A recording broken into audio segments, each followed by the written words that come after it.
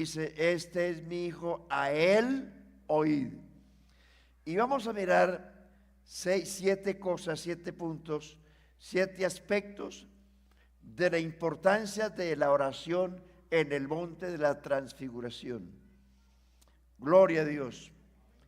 Primero, en el monte de la transfiguración, Jesucristo reveló su deidad. Reveló, mostró que no era meramente hombre, que era Dios también. Es decir, el velo de carne se develó, se mostró, se corrió para que Pedro, Juan y Jacobo entendieran que él no era solamente carne, que él era Dios también. La tipología del tabernáculo del Antiguo Testamento nos enseña que el tabernáculo de reunión de Moisés primero era una tienda portátil hecha en madera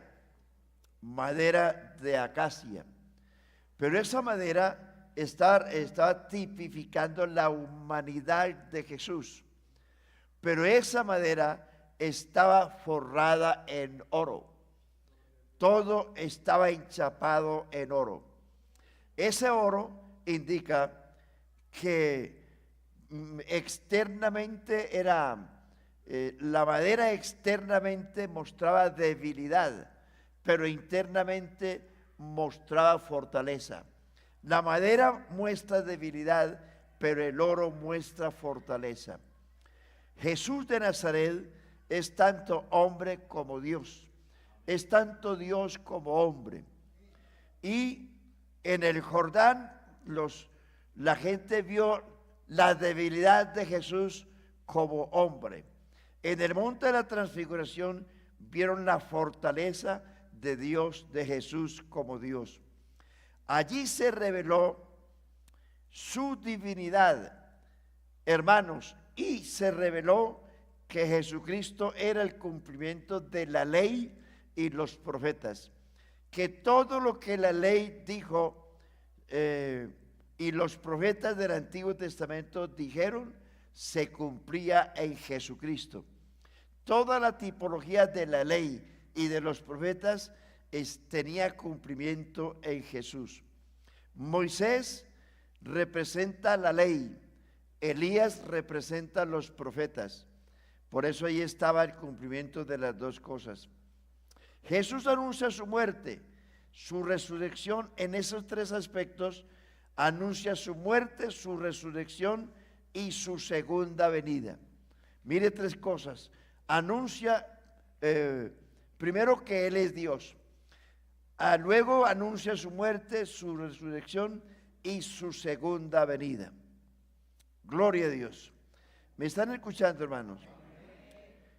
En esta oración Jesús ora.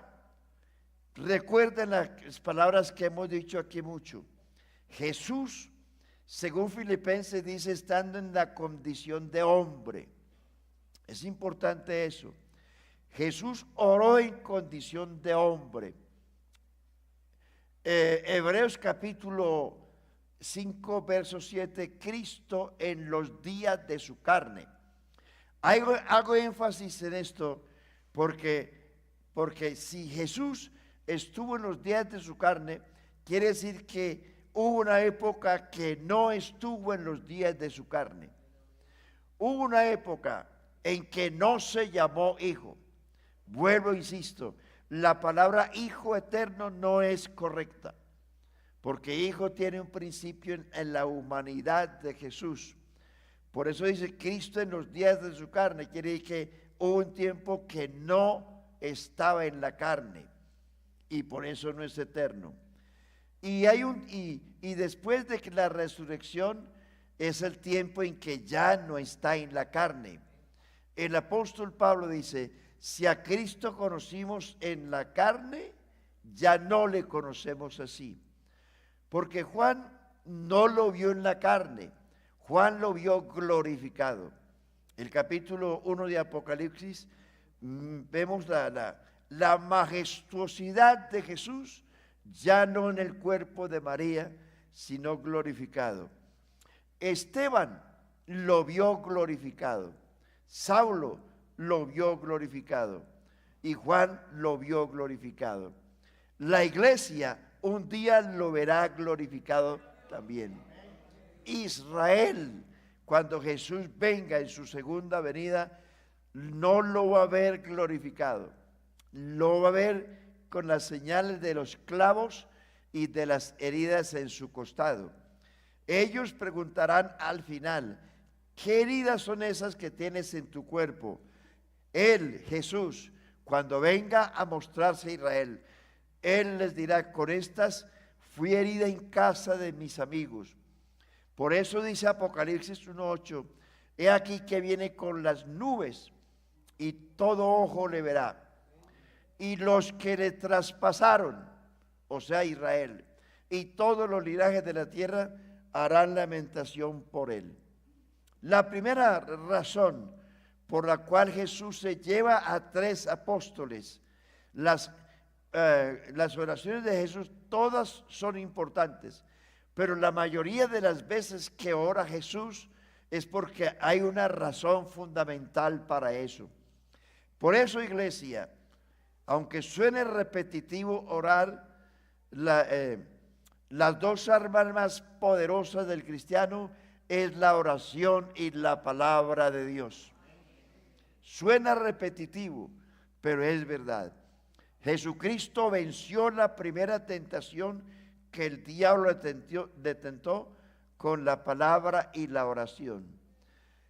En Efesios capítulo 6, en las 7 armas que Dios le dio a la iglesia está la espada del Espíritu, que es la palabra de Dios, y también la oración.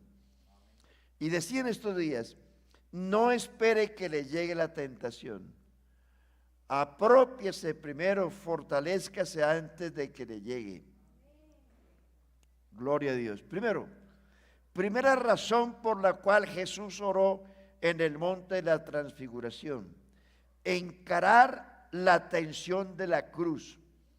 En la transfiguración y en el Getsemaní se vio cómo fue fortalecido tremendamente, porque antes de meterse al monte de la transfiguración oró, y también antes de meterse al huerto del Getsemaní oró. Segundo, escuche esto, hermano, los discípulos necesitaban el poder vivificante y el discernimiento del Espíritu de Dios y saber de que Jesús iba a morir. Eso era lo que ellos no querían aceptar. ¿Se acuerda que Pedro intervino muchas veces? ¿Cómo se te ocurre? ¿Cómo que vas a morir? No, que no te pase eso. Le dice Pedro a Jesús, ten compasión de ti, ¿cómo que vas a morir? Ahí es donde Jesús lo reprendió y le dice, apártate de mí, Satanás, porque me eres tropiezo, porque no entiendes las cosas de Dios. Los judíos lo juzgaron cuando él habló de su muerte. Dijeron, bueno, los profetas dijeron que el Cristo permanecería para siempre y usted dice que va a morir. ¿Qué clase de Mesías es usted? Es decir, leían las escrituras pero no las entendían. Jesús les dijo, hipócritas, erráis las escrituras y el poder de Dios. Porque, hermano, no es asunto de leer, es asunto de meditar, es asunto de vivir la palabra, vivirla, no solo leerla, hay que vivirla.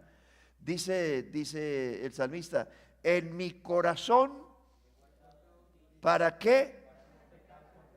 Lámpara es a mis pies, lumbrera, juré y ratifiqué que guardaré tus justos juicios. El mismo Salmo dice, la exposición de tus palabras alumbra y hace entender a los simples.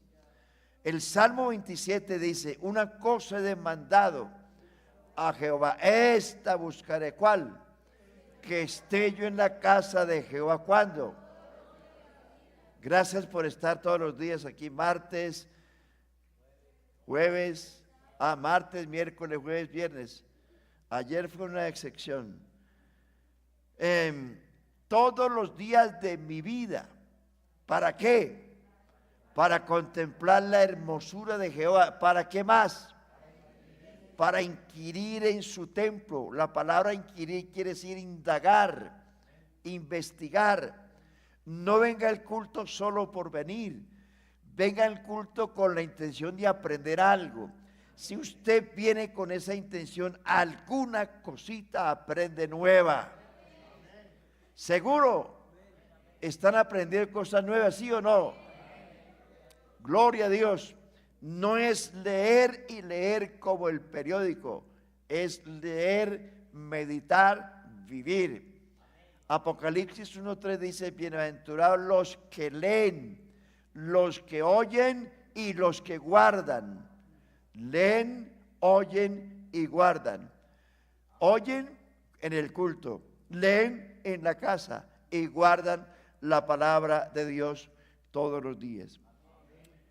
Gloria a Dios. Entonces, los apóstoles necesitaban conocer de primera mano la razón por la cual Jesús iba a morir.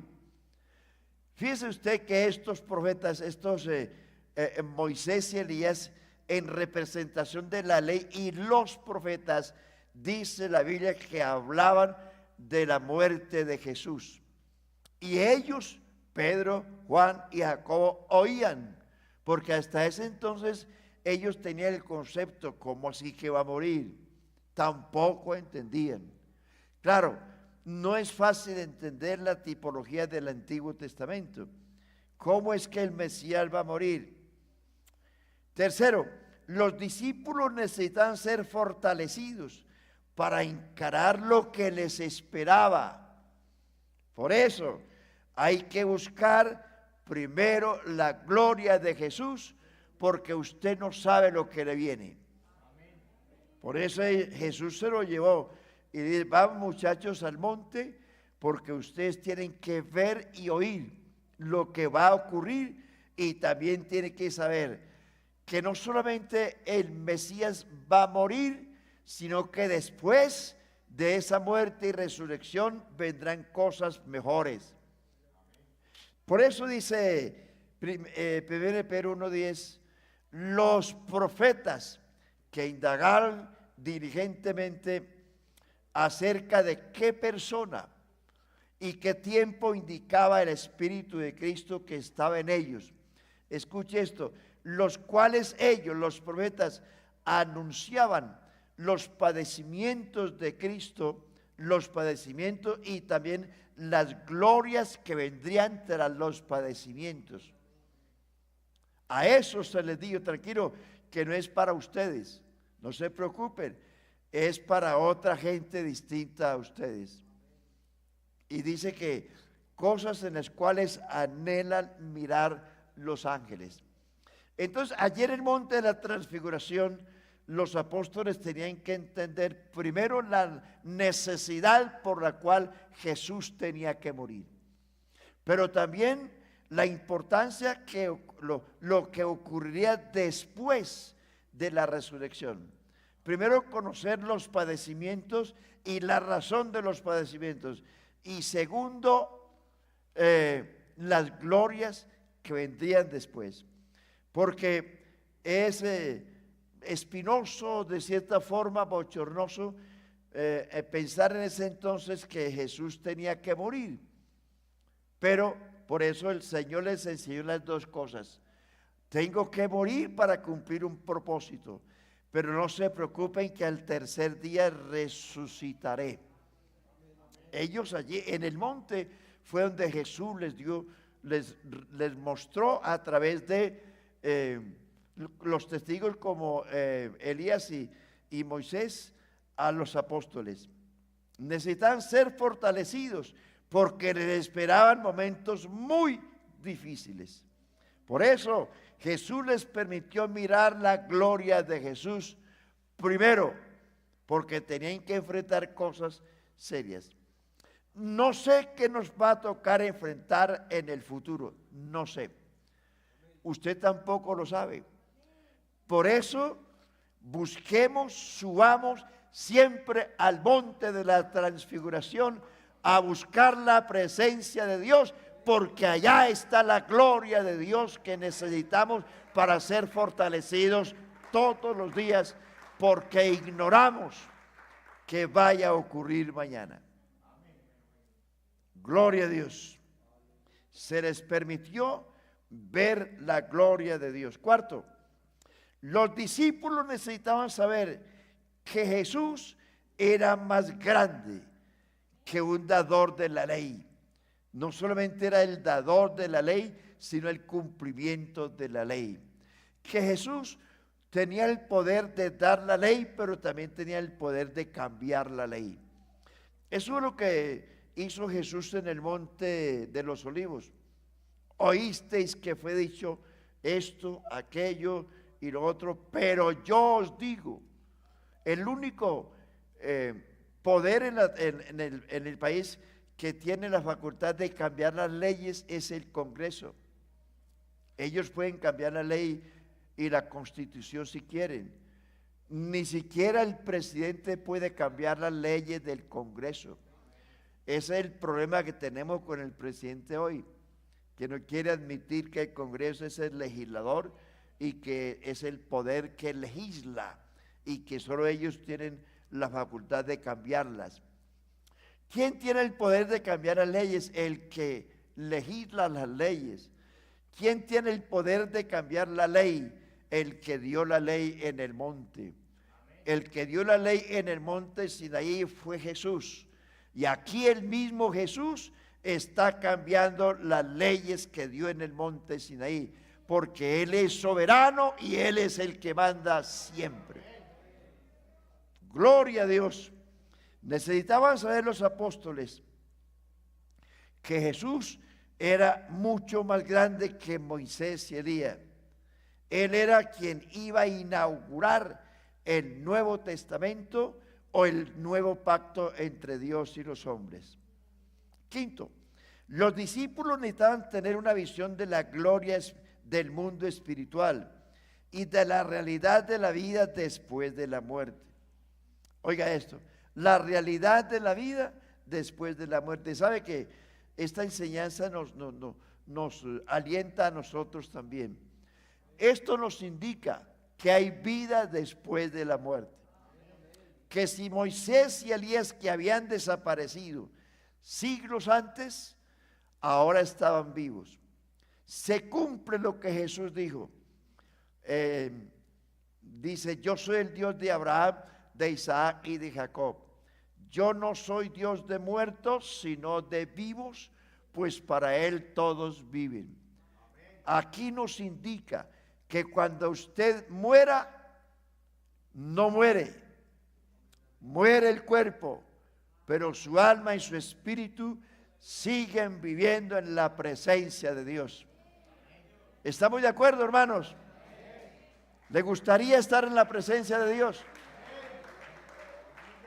¿Cuánto le gustaría estar en la presencia de Dios? Ya. Entonces muérase. Sí, ay Señor, yo quiero estar en tus manos, Señor. Quiero ir a estar contigo. Y resulta que le da un babia y llama a la ambulancia, a los bomberos, a todo el mundo. No me dejen morir. Pero sabe que la muerte es lo que nos acerca a Dios. Pero no lo queremos aceptar. Los discípulos necesitaban entender el propósito de Dios de salvar a los hombres a través de la cruz, pero que vendían cosas realmente maravillosas. 6. En el futuro, los discípulos, escuchen esto, los discípulos necesitaban recordar la gloria, oiga eso, puesto que la cruz era una visión horrenda de sangre y sufrimiento, pecado y muerte, pero también después de ello sería un evento glorioso, planificado por Dios. por el cual revelaba su amor y su gracia mediante la salvación del mundo. Y voy a citarles razones por las cuales Jesucristo se lleva a estos señores, porque sabía que les esperaban cosas terribles. Mire, estos tres apóstoles, Pedro, Juan y Jacobo, estaban destinados a cosas grandes, pero también que el final de ellos sería trágico. Mire usted, el apóstol Juan, recordando esta escena del monte de la transfiguración, en el capítulo 1, versículo 14 de San Juan, él dice, y aquel verbo se hizo carne y habitó entre nosotros y vimos su gloria como del unigénito del Padre, lleno de gracia y de verdad.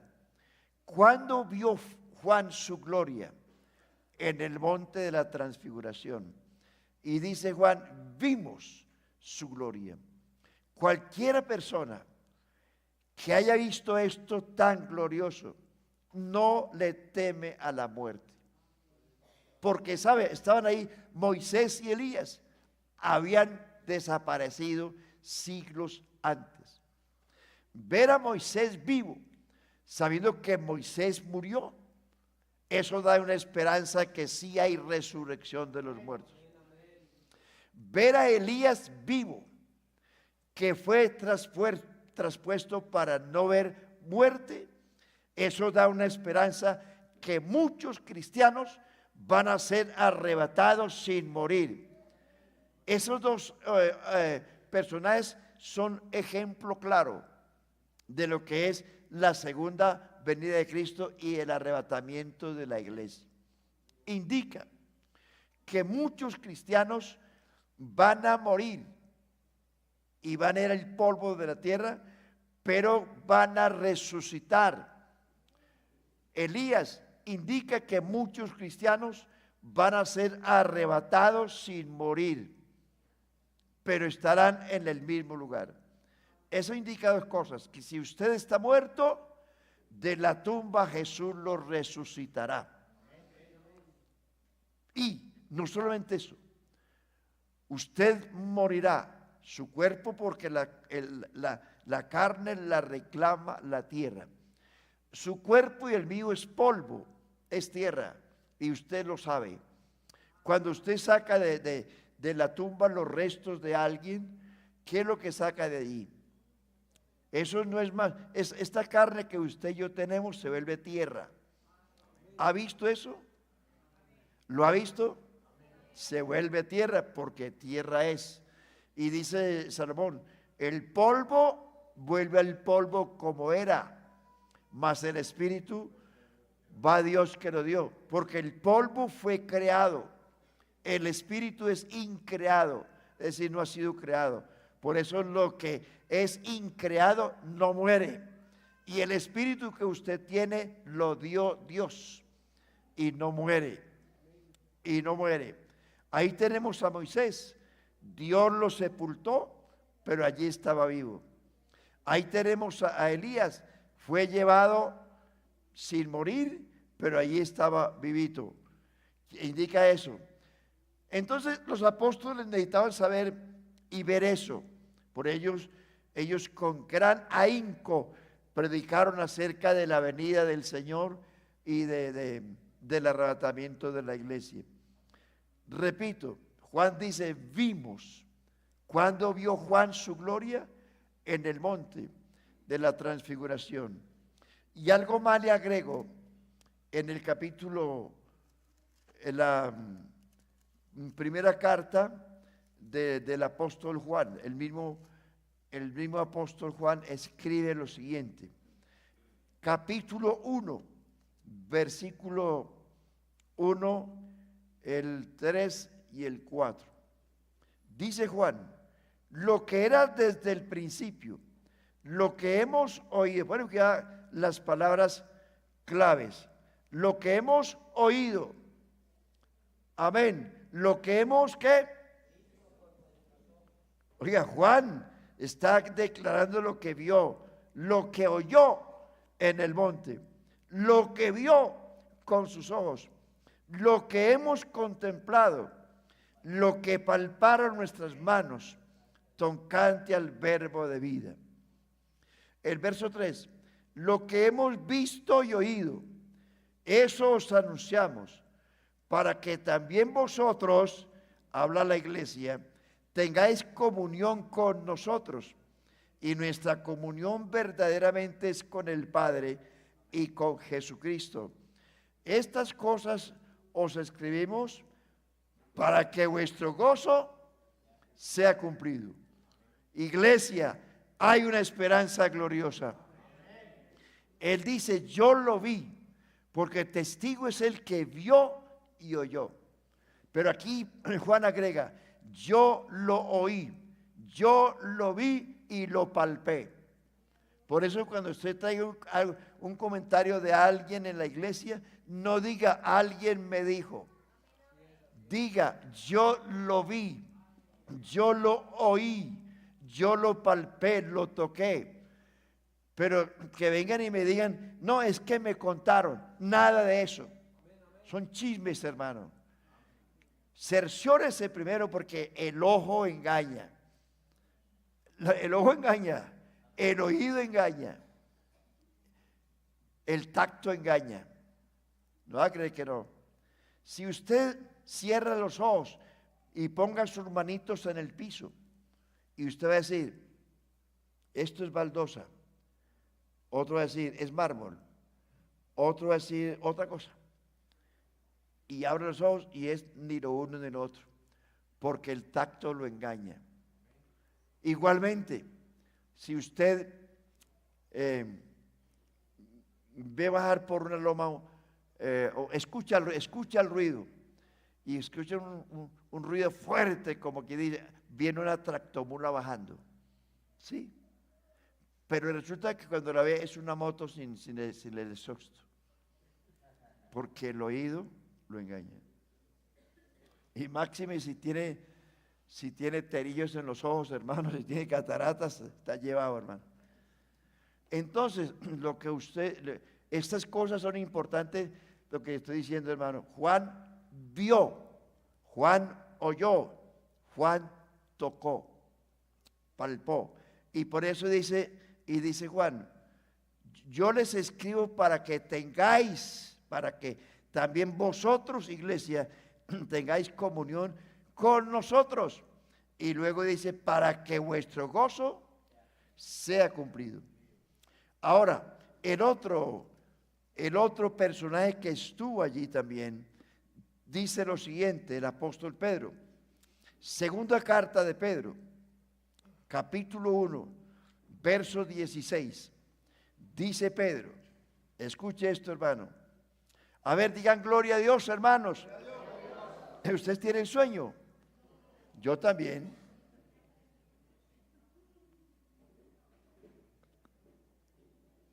Es que me asustan. Dice Pedro, que fue uno de los que estuvo en el monte de la transfiguración, porque no os hemos dado, verso 16, segunda de Pedro 1:16, porque no os hemos dado a conocer el poder y la venida de nuestro Señor Jesucristo, siendo fábulas artificiosas, sino como habiendo visto. ¿Me está oyendo?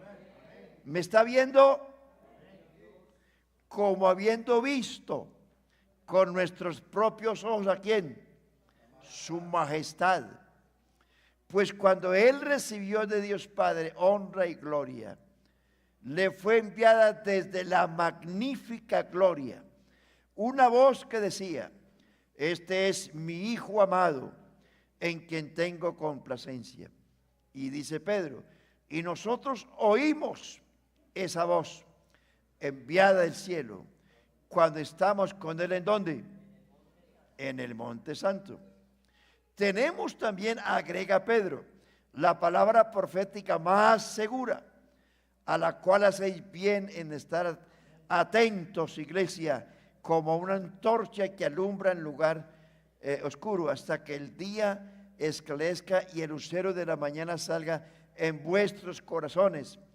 Entendiendo primero esto, que ninguna profecía de la Escritura es de interpretación privada, porque nunca la profecía fue traída por voluntad humana, sino que los santos hombres de Dios hablaron siendo inspirados por el Espíritu Santo.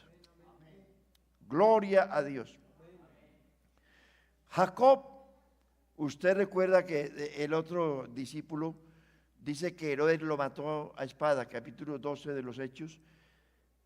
Jesús los lleva para que vean todo esto, para que oigan todo esto, vean todo esto, oigan todo esto, palpen, porque sabía que les esperaba momentos muy difíciles. Le estoy seguro que al esta gente mirar todo ello, no tuvieron temor de morir un solo minuto. No tuvieron temor, porque sabían para dónde iban. No tenga temor de morir. Usted y yo debemos saber también para dónde vamos. Tenemos estos señores como testigos. Lo vieron, lo oyeron, lo palparon. Y ellos con toda seguridad murieron, la gran mayoría muertos, crucificados, degollados, decapitados. Pero fíjese usted lo que dice Pablo a Timoteo capítulo 4, 2 Timoteo 4 del versículo de 1 hasta el 7. Dice el apóstol Pablo a Timoteo, dice: yo ya estoy a punto de ser sacrificado, pero he acabado la carrera, he guardado la fe, he terminado la obra que el Señor me dio. Por lo demás, me está guardada la corona de justicia, la cual me dará el Señor, juez justo en aquel día, y no solo a mí, sino también a todos los que aman su venida. Pregunto, ¿ama usted la venida de Jesús? ¿Espera la venida de Jesús? Yo creo que sí, porque por eso nos reunimos aquí constantemente. Ahora, el apóstol, el diácono Esteban, no tuvo miedo de morir, porque cuando lo iban a matar, dice la Biblia, veo los cielos abiertos y a Jesús a la diestra del poder de Dios, a Jesús. Entonces, esa gente vio y están seguros de morir como fuera, crucificados, decapitados en la hoguera como fueran, porque sabían que el cuerpo pasaba y les esperaba una gloria más eminente, más gloriosa. Y por eso, iglesia, y lo aplico esta noche a la iglesia, no deje de orar día y noche. Porque aunque usted no reciba las cosas materiales que pide en la tierra, aquí lo más importante es que nuestra salvación no se pierda. Piérdase lo que se pierda aquí, la vida, la salud, lo que se pierda, pero que mi salvación no se pierda. Buscad primero el reino de Dios y su justicia, y lo demás es secundario. Gloria a Dios. A veces nosotros nos pegamos de lo secundario, pero por encima de todo esto, mire todas estas cosas que Dios le mostró a estos señores. Y mire cómo escriben. Tanto Pedro como Juan escriben de las cosas que vieron, oyeron y palparon. Por eso no tuvieron temor de morir. El apóstol Pablo, el capítulo 12 de la segunda carta a los Corintios, dice de un hombre, dice: conozco a un hombre que fue arrebatado al tercer cielo. Si en el cuerpo, no lo sé. Si fue al cuerpo, no lo sé. Fue arrebatado al tercer cielo, donde vio y oyó cosas inefables que no le es permitido al hombre expresar. De ese hombre me gloriaré, pero de mí mismo no me gloriaré. Ahí está hablando Pablo y Saulo.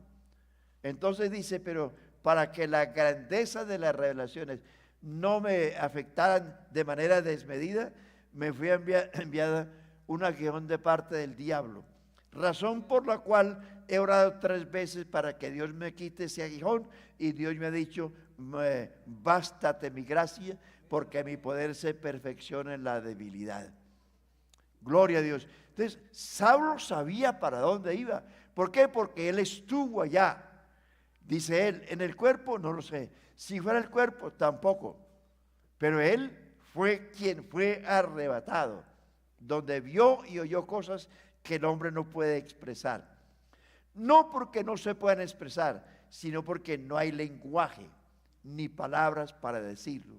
Jesús dijo, si yo les hablo cosas terrenales y no entienden, ¿cómo me van a entender ustedes si les hablo en lenguaje celestial?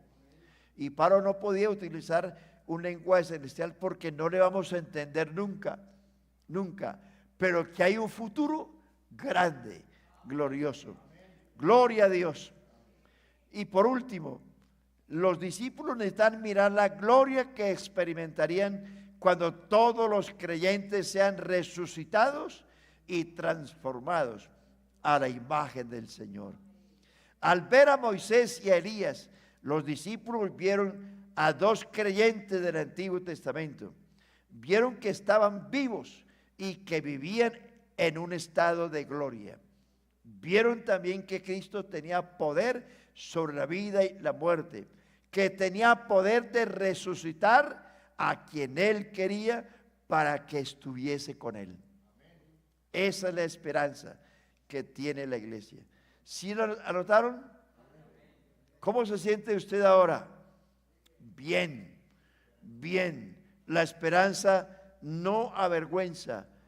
Lo que nos alienta a nosotros, hermano, es esta esperanza gloriosa.